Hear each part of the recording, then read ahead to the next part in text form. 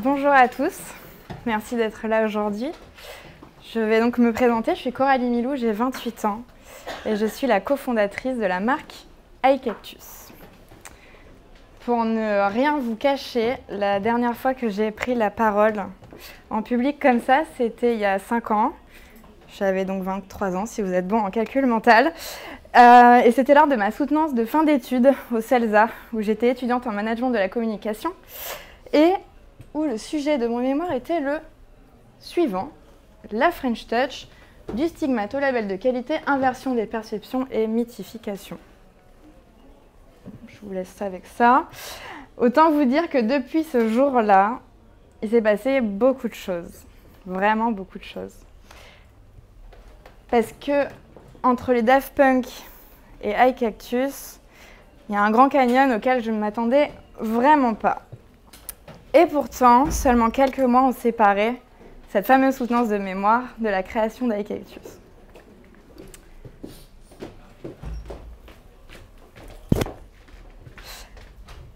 Avant de vous parler précisément du sujet des DNVB qui nous réunit aujourd'hui, j'aimerais vous présenter iCactus, mais surtout l'histoire de notre société. Car c'est avant tout une aventure humaine. À chaque étape du process, que ce soit de la prod aux personnes qui like, jusqu'à la personne qui va avoir le iCactus chez lui, il y a un être humain.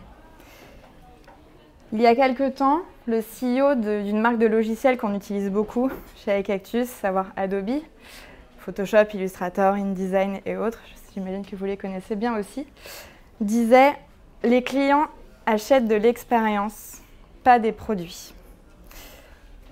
C'est donc pour cela que je commencerai mon talk, non pas sur des stats, ni sur des chiffres, ni sur de la stratégie pure, mais sur une histoire humaine. Pour celles et ceux qui ne connaîtraient pas iCactus, si c'est le cas, je ne vous en voudrais pas, vous pouvez rester dans la salle. iCactus, c'est ça. Ça. Ou encore ça. Comme vous le voyez, ce sont donc des cactus rempotés dans des pots design qui sont personnalisables et fabriqués en France. Et tout a commencé par une phrase qu'on a tous prononcée, j'imagine, une fois dans sa vie avec son ou sa meilleure amie, un jeudi soir, 18h30 en terrasse. Et si on montait un projet ensemble?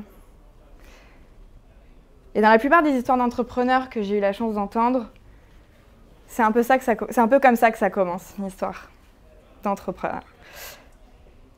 Et ça naît sous la forme finalement d'un déclic. Ça peut être ok, je suis pas bien dans mon job, qu'est-ce que je fais pour changer ça? Pour d'autres, ça va être j'ai besoin de donner du sens à ma vie, quid? Et c'est exactement ce qui s'est passé pour nous. Pour ne rien vous cacher, je suis tombée récemment sur une conférence TEDx de Mel Robbins, qui est une coach en épanouissement personnel, qui a vraiment fait écho au début d'iCactus. Je voudrais brièvement vous en parler parce que c'est important, justement, cette question de déclic qu'elle décrit dans sa conférence. La conférence s'intitule « Comment arrêter de vous mettre des bâtons dans les roues ?» Et ce déclic, malheureusement, il n'est pas forcément ressenti ou perçu par tout le monde. Ce déclic, c'est... On vous pose la question « Ça va dans ta vie? Ton couple? Tes amis ?» Et la réponse assez automatique, c'est « Ouais, ça va, ça va. » Et le problème, c'est que cette réponse, « ça va », on s'en auto-persuade. Et pourquoi changer les lignes? Pourquoi bouger les choses? Puisque ça va. Donc j'ai une question pour vous dans la salle, qui n'est pas indiscrète. Je veux que vous soyez honnête. Qui a snoozé son réveil ce matin? Moi aussi.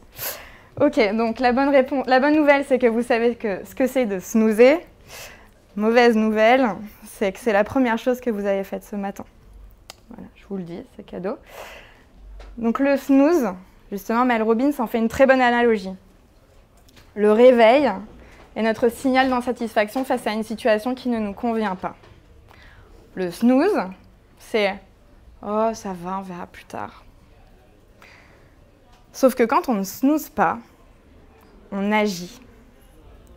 on fait appel à ce que les psychologues ont nommé la théorie de l'effort volontaire. Je vous en parlerai un petit peu plus tard, mais gardez bien ce terme, l'effort volontaire, en tête, parce qu'il est important. Je vais revenir à l'histoire de la création d'iCactus, car elle est assez improbable. Je vais vous parler un tout petit peu de notre background, à Clémentine, qui est juste là, mon associée, et à moi. On s'est donc rencontrés il y a environ 10 ans, dans le sud de la France, à Nice, une ville dans laquelle on a grandi toutes les deux.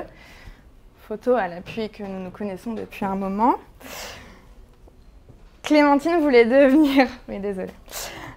Clémentine voulait devenir journaliste mode. Et pour ma part, soyez prêtes et prêts, je me destinais à devenir radiologue. C'est une véritable histoire, jusqu'au jour où mon père m'a dit « Bah non, jamais de la vie tu vas faire ça », ce qui était vrai. J'ai donc pris mes petits pieds, mes petites jambes et je suis allée faire, comme toute bonne étudiante, des journées portes ouvertes pour aller découvrir l'école qui me conviendrait le mieux. Je suis tombée sur des étudiants du CELSA, la suite vous la connaissez, les Daft Punk, etc. Jusque-là, tout va bien. On a toutes les deux donc fait des études en communication. On a travaillé en agence, Clémentine côté réputation, moi côté agence événementielle musicale. Et soudain, en terrasse, jeudi soir, 18h30, et si on montait un projet ensemble qui s'est finalement transformé en « et si on lançait une marque de cactus ?» Alors, comment on en arrive là? C'est une bonne question. Et la réponse, c'est le déclic, encore une fois. On avait envie d'être indépendante, d'être notre propre boss, de créer quelque chose pour nous, par nous, avec passion. On a commencé par des idées de médias online food, dont je tairai le nom pour que vous ne puissiez pas les retrouver. On a ensuite eu l'idée de monter une marque de vêtements. Il s'avérait qu'on avait un ami qui était entrepreneur et qui avait déjà lancé une marque de vêtements. On a vu à quel point c'était compliqué en termes de stock et on n'avait pas du tout d'argent pour acheter de la matière première. Donc on a laissé tomber cette idée. On s'est dit, est-ce qu'on monte une agence? Non, on ne recrée pas une agence si on en quitte une. Et on était chez moi, et c'est véridique, et c'est l'histoire qu'on raconte tout le temps, et je tiens à dire qu'elle est vraie. On était chez moi, et sur une de mes commodes, j'avais une quinzaine de cactus. On s'est retourné, on a dit, bon bah, on va lancer une marque de cactus. Ça s'est fait aussi simplement que ça, pour plusieurs raisons. On est parisienne, on a des appartements qui n'ont pas forcément beaucoup de luminosité, et on est des jeunes actives, et on n'a pas du tout le temps de s'occuper des plantes de manière générale. Donc, le cactus était juste la plante la plus parfaite pour lancer un produit. On est donc passé de « et si » à « viens, on lance une marque de cactus ». Je voudrais juste recontextualiser la période pendant laquelle on a lancé iCactus, parce qu'il faut bien avoir en tête qu'en 2015, le marché du green n'était pas du tout ce qu'il est aujourd'hui. Il n'y avait pas de grandes ventes de plantes tous les dimanches après-midi sur le canal Saint-Martin. Il n'y avait pas l'énorme bergamote comme ça l'est aujourd'hui. C'était vraiment un pari assez improbable. La déco scandinave en était à son climax et Instagram ressemblait à ça. Donc, je pense que vous vous rappelez de ce à quoi ça ressemblait en 2015. Donc, on a eu l'idée de lancer iCactus en mars 2015. Et 8 semaines après, en juin 2015, on lançait le site iCactus.fr. De l'idée d'un produit qui n'existait pas à la matérialisation, tout s'est passé très très vite. Mais il y a eu quand même plusieurs étapes. Dès le début du projet, on savait qu'on voulait donner des noms à nos plantes, à nos cactus, donc à la base des prénoms. Je vais vous montrer quelques archives de brainstorm, magnifique dessin d'Albert, le cactus. On a abandonné l'idée des prénoms, puisque ça ne nous plaisait pas. Donc on est passé à des mots plus génériques. Môme, maman, amour.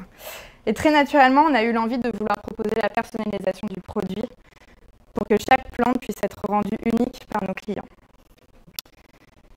On s'est donc posé la question du contenant des cactus. Et ça a été assez incroyable. On est passé par des phases extrêmement drôles, très proches du collier de pâtes offert par un enfant de 5 ans à sa maman, à savoir un pot en terre cuite recouvert de peinture et personnalisé avec un pistolet à la colle. Voilà, on est quand même très très loin du produit actuellement. On est ensuite passé à une phase vert Duralex avec une impression sur un plastique PVC pour personnaliser le produit. Non, on ne peut pas peindre un verre et mettre une plante à l'intérieur, c'est pas une très bonne idée. Et puis, on a eu l'idée d'utiliser des boîtes de conserve, ce qui nous permettait d'ajouter une étiquette, un motif, plus un message et donner une dimension beaucoup plus design à notre produit. On a donc commencé, et ça aussi c'est une histoire vraie, à manger beaucoup de maïs et d'haricots verts pour avoir de la matière première. On a mis des bacs de recyclage en bas des escaliers de nos immeubles pour que nos voisins puissent déposer des boîtes de conserve usagées pour qu'on les réutilise. On a acheté des cactus chez Truffaut. On a imprimé les designs sur du papier A4 et on a fait des photos. Voilà, je vous montre quelques prémices. Il faut savoir que pendant toute cette période, personne n'était au courant de notre projet, à part quelques personnes. Et on l'a tenu secret quasiment jusqu'au lancement du site. Je vous laisse imaginer le coup de téléphone à nos mères respectives.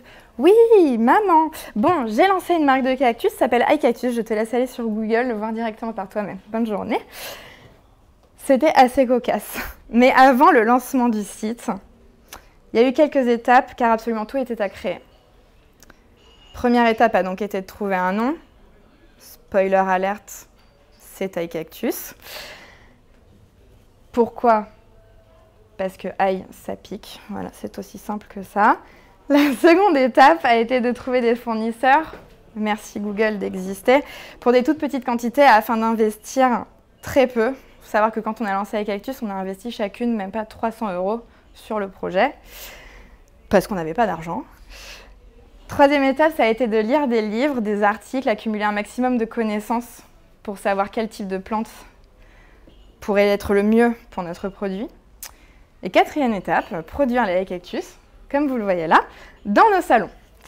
La suite est assez classique pour un entrepreneur millennials de génération maker que nous sommes, à savoir prendre des photos des produits, créer un site internet sur une plateforme e-commerce, en l'occurrence nous c'était Shopify, et communiquer sur le produit, cette dernière phase étant la plus simple pour nous, étant donné que c'était nos jobs précédents.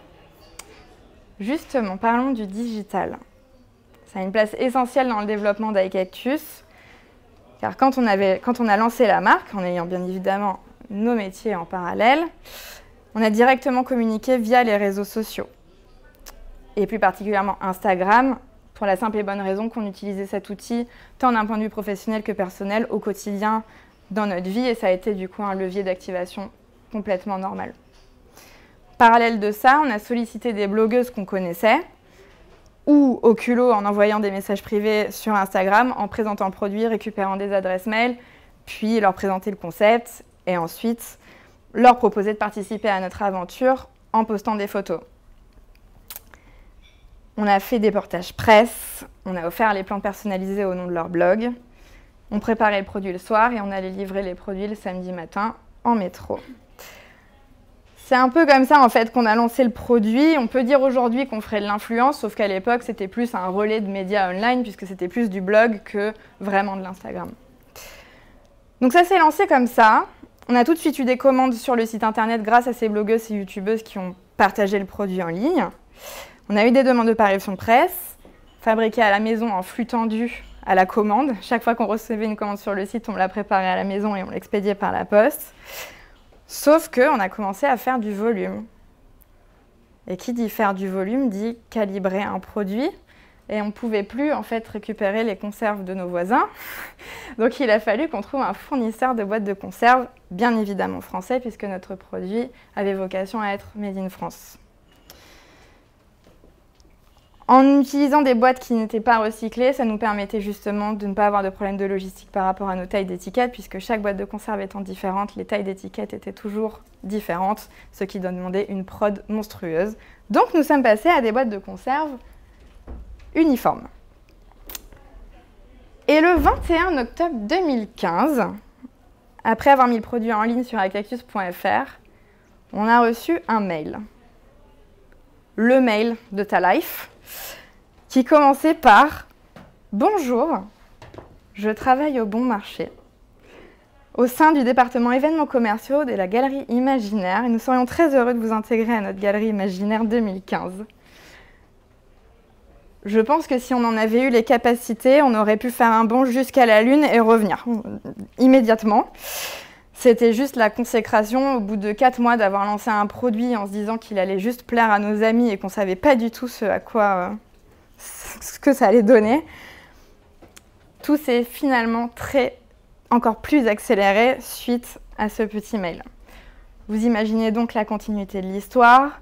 On a eu encore plus de parutions presse, on a fait encore plus de volume, on a quitté nos jobs, on a pris des bureaux, on a développé encore plus la marque, on a fait appel à des ateliers sur Paris pour déléguer la partie rempotage, étiquetage, mise en packaging.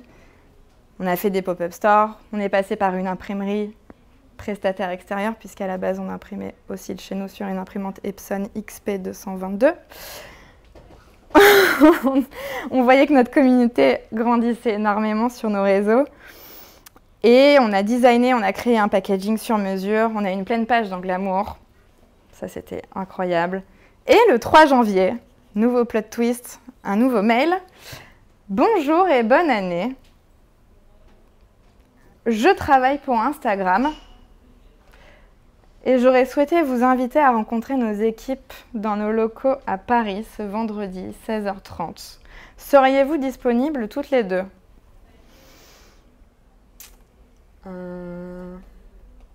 Voilà. La réponse a été assez immédiate. Et quelques mois plus tard, nous étions invités au premier salon des Instapreneurs, ce mot valise que peut-être certains d'entre vous connaissent, qui est la fusion d'Instagram et des entrepreneurs. C'est là qu'on a rencontré 50 autres marques, des gens qui avaient vécu les mêmes histoires que nous, les mêmes galères que nous, les mêmes joies aussi. Et c'était hyper rassurant de voir d'autres personnes dans le même mindset que nous. En créant avec Cactus, on tenait à ce que les gens s'approprient vraiment le produit. Pour ne rien vous cacher, encore une fois, très souvent, on ne comprend absolument rien aux messages personnalisés qui sont customisés par nos clients sur le site internet. Mais c'est ça qui rend l'expérience finalement magique, car on imagine que ça va forcément créer de l'émotion près de la personne qui le recevra. Et on ne peut pas nier cette fameuse phrase de « les gens achètent de l'expérience, pas du produit », car c'est ce qu'on vit au quotidien. Je ne reviendrai finalement pas sur la notion de DNVB, car sans le savoir, en préparant cette conférence, puisque je ne connaissais pas ce terme, je vous en ai finalement parlé tout au long de ce talk, avec les notions suivantes. Le lancement d'un monoproduit, une diffusion verticale direct to consumer, une offre sur mesure en proposant un produit sur mesure et personnalisé, une production locale en circuit court et éthique, l'utilisation des réseaux sociaux et la construction d'une marque avec sa communauté, et la création d'une expérience et non la simple mise en ligne d'un produit sans histoire. Ça fait partie du... Quel timing! Alors là, vraiment, je ne pouvais pas espérer mieux.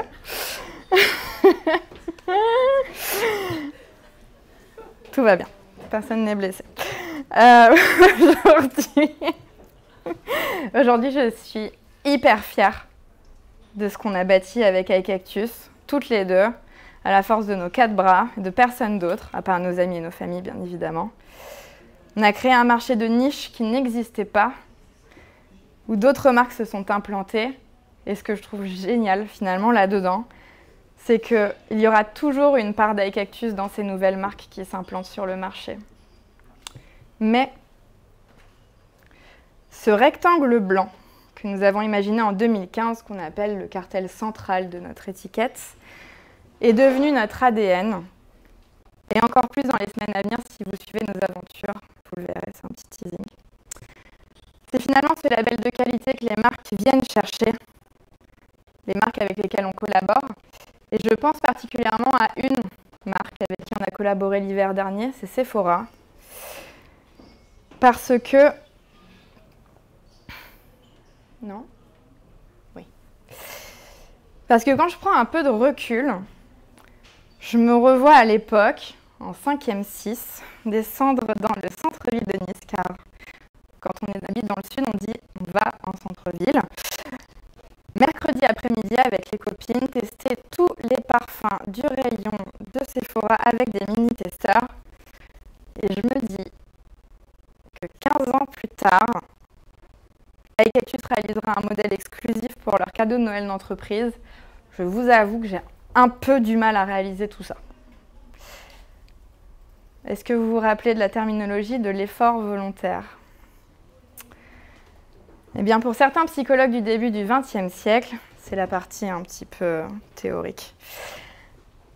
Les psychologues du XXe siècle définissent la théorie de l'effort volontaire en une force immatérielle, une faculté mentale capable de déclencher l'énergie des centres nerveux et moteurs cérébraux qui engagent l'action. Le déclic. Je suis retombée sur une partie d'un Google Doc qu'on a fait le 30 mars 2015 qui dit bref, ce projet soulève beaucoup de questions et c'est très excitant. Je trouve de se lancer dans quelque chose d'inconnu et finalement de se laisser un peu à rêver à un projet qui en vaut le coup. Et puis si ça marche, tant mieux. Si ça marche pas, tant pis. C'est ça qui est génial. Eh bien, c'est vrai. Et je vous rappellerai juste une chose, c'est que nous sommes jeudi, bientôt 18h30, et qu'à tout instant dans cet événement, quelqu'un commencera sa phrase par « Et si ?» Merci beaucoup.